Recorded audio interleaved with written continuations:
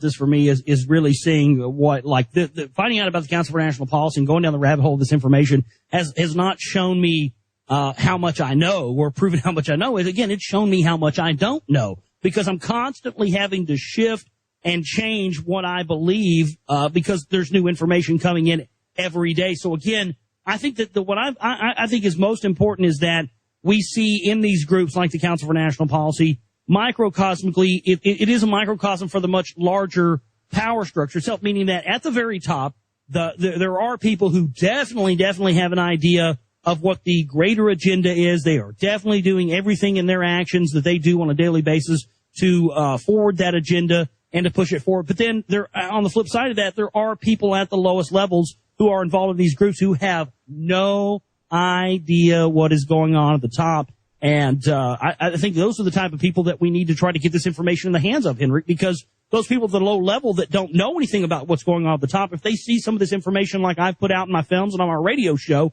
it may encourage these people to say, you know what, that's not a group I need to be associating with. These guys are kind of up to no good here. And that, to me, I think is one of the biggest and best things that we can shoot for, is hopefully trying to get some people that may want to become whistleblowers or say, hey, look, you know, I was a part of this and this is what's going on. And I think that you're never going to get that unless you create an environment first that says, hey, you know, we want you to do that. We're not your enemy. We're your friend. We just want the truth here. And I think that, as you stated, you know, there's too much aggression sometimes when it comes to this stuff, and we just don't need that negative energy.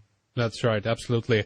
We are beginning to round up here a little bit for the first hour. We want to carry on, talk more with you in the second here, but I guess I want to reiterate or go back to this point that you mentioned before about the Fabian socialists again before we do that. Is that where your research has led? Do you see that at the further back, if you will, in the back room, the dark agenda behind this leads back to the Fabian socialists? Is that what? Well, at a certain smaller level, but it definitely goes back even farther than that. The biggest thing that I've found that this goes back to is, again, you have many members of the Council for National Policy who are, this is what's interesting, because we're told that the Freemasons and the Jesuits are supposed to be against each other. We see the Jesuits taking this blood oath against Freemasons and all the rest of stuff. But inside the Council for National Policy, it's interesting. We have 33rd degree Freemasons like Rick DeVos, who's the founder of Amway. He also subsequently owns a basketball team in Orlando, Florida called The Magic. Oh, that was funny. A 32nd degree Freemason owns a team called The Magic, you know. So we have him and we have that. We have other Opus Dei members in the Council for National Policy, Knights of Malta. So within the framework of this group, we have a lot of people from a lot of different secret societies. And, there's even guys that go back that have worked with the Federal Reserve. You have people like Richard Haas, who's a member of the Council on Foreign Relations and a member of the Council for National Policy. So some of these guys play both sides of the field. But for me, it goes directly back, and this is why you have so many religious zealots, people like John Hagee and Pat Robertson, all these religious preachers being members of the Council for National Policy. Where the real power lies in the CNP is their connections to what many people refer to as the priest class, the priestly classes, the Jesuit order, the Vatican, the Rome in general. That's really who we see as the controllers of the Council for National Policy and its constituents. And as I've found more and more recently, after reading William Bramley's book, The Gods of Eden, interviewing him, what I found more and more, Henrik, is that it goes back even farther than that. The origins of this group go back to the origins of the Illuminati, which is exactly why a lot of people in the truth movement have this sort of scripted idea of what the Illuminati is, that it's all wise top and everything. They never talk about the Los Alumbrados Society, which was actually St. Ignatius Loyola, who was the creator of the Jesuit order, was a member of the Spanish Catholic branch of this. Yes. Yes. And so that's the one thing I'm finding more and more is that the importance of the CNP and the importance of this information is that these guys go back to the bloodlines, go back to the custodians, which go back to the Anunnaki. And this is why we're being told by the intelligentsia, this is what I believe, this is what we're being told by the intelligentsia of the Patriot movement and the Truth movement and whatnot, that these topics are taboo and we shouldn't look into those topics. We should focus on the bankers and the rest of this stuff. But I'm starting to figure out really why that is. And that is because these people are somehow affiliated either through blood or their actions or anything else to the power structure itself that goes back to these bloodlines that originated in ancient Sumeria. That's right. And then you probably have some people within there as well that are working their best, if you will, trying to, gain credibility maybe in the mainstream media. And they have some idea that, oh, no, therefore we cannot absolutely not talk about this. And now you're discrediting the whole organization and everything that we've worked for. But again, I'm back to that situation. So what? Let's let the ships fall where they may, and let's follow this thing and see where the heck it leads up. What's the problem with that? Obviously we have a problem, and we've got to get to the bottom of it. That's right. Okay, Josh, let's begin here to wrap things up here for the first hour. Let's talk a little bit about your website, obviously, theglobalreality.com. Mention your radio program, mention your films, and how people can go about, obviously, looking, accessing more of your material, and if there's anything else you have out there that you want to, promote or plug, if you will, Josh. Thank you, Henrik. And again, my website is www.theglobalreality.com, and all my stuff is there. They can find my links to listen to the radio show live. They can find the archives. All my documentary films are up there as well. We have shipping banners and donate buttons there for people to support our work, because we don't have advertisements and we don't sell gold or water filters or anything out. But we're just fully, whatever the audience feels they want to give us, that's how we survive. And people can also just go to YouTube and type in Josh Reeves, and they'll find my name there and find a lot of videos and different clips that people have made. So thank you, Henrik. I really enjoyed this first hour. I'm looking forward to doing the listener hour next. Absolutely. Theglobalreality.com. That's the website. Head on over there and check out a lot of the material that Josh has out there. And I think it will be a very, very valuable addition to your, if you will, little arsenal of varied information to try to get a grasp on what the heck is going on. And specifically then, if you've been into the alternative media already for a long time and you've been intrigued by a lot of the information out there, again, the rabbit hole always goes a little bit deeper. So run with that, go with that, and just explore, investigate, and search. And the truth stands on its own. It doesn't need to be defended in that sense. And we'll see where all of this leads to. But stay with us, Josh, and we'll continue to talk more here in the next hour. We're talking with Josh Reeves from theglobalreality.com. We have been primarily talking about the CNP, the fake right-wing, controlled opposition and infiltration, if you will, of the alternative media. And we're kind of on a trail here, and we're going to continue to follow it. And I want to continue to talk more about the Jesuits, the Sovereign Order of the Knights of Malta, and the priest class that you mentioned before, Josh. We hear, as you mentioned before, that there's a struggle between Freemasonry and Jesuits or the Catholic world. That as a Catholic you can't join Freemasonry. The Knights of Columbus seems to be an exception in some regards. They are Catholic, but they both have a keen interest in Freemasonry. There's other examples like Cardinal Francis Spellman, Archbishop Edward Egan. And it's been even speculated that Tony Blair was actually a member of the Studholme Lodge in England, and he obviously converted to Catholicism after that. So this is not quite true. There seems to be a real gray area here, and where this really meets seems to be when you actually look into the world of the Knights Templar. Since they exist both in the Freemasonic world and the Catholic world as well. What do you make of this, Josh, in terms of the fact that if you go high up enough in the Freemasonic world or in the Catholic orders, if you will, they seem to kind of converge there. And we actually had a confirmation, if you will, of that with one of our guests that we had with us back in 2008, William F. Mann. He was a head of the Canadian Knights Templar. So what's going on there, Josh? What do you make of it?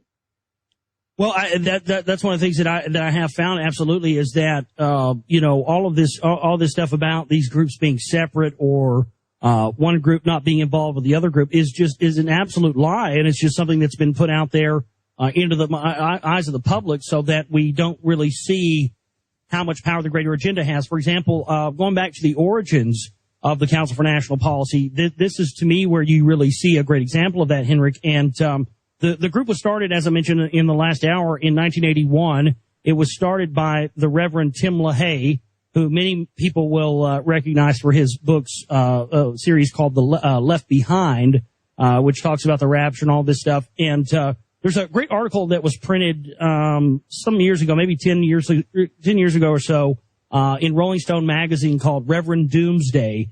And people out there can Google that. They can type Reverend Doomsday, Tim LaHaye, Rolling Stone magazine into Google, and they can find that and read this for themselves. But it talks about in that interview how when Reverend Tim LaHaye started, he started with the John Birch Society in 1959.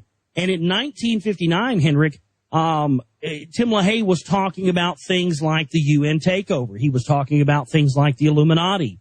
Many of the key tenets of the research community, he was talking about in the late 50s in the John Birch Society. And then you fast forward to that being the same area that happened to launch the Reagan campaign years later. And in 1981, when he formed the Council for National Policy, Tim LaHaye, who has been through the years, very open in the media and in the public about the evils of Catholicism and how bad Catholics are and being against them, but yet he takes his startup money for the Council for National Policy from the Hunt family that are based here in Dallas, Texas, who are all Knights of Malta and who are one of the biggest Catholic families in the whole power structure. They breed horses with the Queen of England. And so that was one of the initial things for me. I started going, okay, this doesn't make any sense at all. How is it that we have a person who's been vehemently anti-Catholic in the press taking his startup money from this group from Catholics? And then also he, as I point out in Secret Right Volume 1, he has a book called The Power of the Cross that came out in 1999, Tim LaHaye, and on the cover of this book, you see the crown and the cross. Now, the crown and the cross is a Masonic symbol that goes back thousands of years. It goes back to the York Rite of Freemasonry. And here on the cover of this book, you see this Freemasonic symbol, and we also find out Tim LaHaye is also a 32nd degree Freemason. And so right there, you start to see these conflicts and this idea of how can there be Freemasons and Knights of Malta and the Jesuit order and all these guys existing in this one group. And as you mentioned with the Templars, that's really, to me, what I found. The Templars excavated Solomon's temple for all of these ancient magical secrets, and they allegedly found all these ancient manuscripts, the Goetia, all of these various magical texts that, for all intents and purposes, they were using to establish their dominance and power throughout Europe. They set up the first fractional reserve credit enslavement system. That's right. They were getting really ready to challenge all of Europe until, of course, as the story goes, the Vatican came along and basically, said they were heretics and, basically put them on trial and killed them all. But what people forget about that is that what information didn't get taken up to Edinburgh, Scotland, where they fled to, was absorbed into the Vatican, into the Catholic order. And this is what they've done. They've gone along just absorbing religions throughout the world. They absorbed Judaism. They absorbed Christianity. They absorbed Islam. And that's really what the whole priest class thing is that relates to the Jesuit order and the Vatican. It's this idea that they have absorbed all the world's religions. They've absorbed all the information of the secret societies, and they've molded it into their own thing. I for years was struggling to find anything in Freemasonry that said, because you're always heard, Freemasonry is satanic, devil worship, it's all this, right. It's all pure evil. And in my research, what I found is that it's not the information itself that is evil. It's the hands of the people it's whoever it's in the hands of that are using it. So that's the right. Priest class created this environment to where anybody who's lived over the past 300-400 years will not know any different, that information, that knowledge only exists in the hands of people that have established themselves as working for the greater power structure. And so I think that that's why finding out about this information, looking into these deeper esoteric teachings, looking into this Masonic stuff, I think it's vitally important that all of us out there who call ourselves researchers are looking at that, because I think that could be the Achilles heel. That could be what could turn this whole thing around, is us figuring out how we use this information, this knowledge, not for the enslavement or for evil or to use it against humans, but to use it to our greater advantage. And this is talked about in ancient Sumerian texts by Ea or Enki.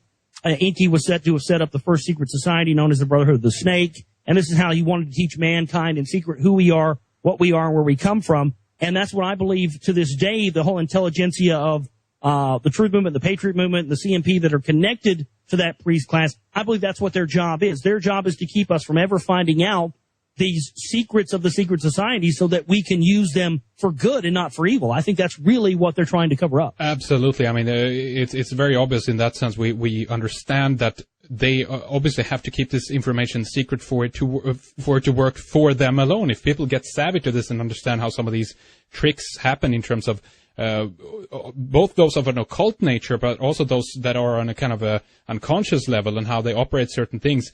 And that's why I think so many of these people also so vehemently, these so-called, Christian, in most cases, they also claim that they represent some kind of Protestantism.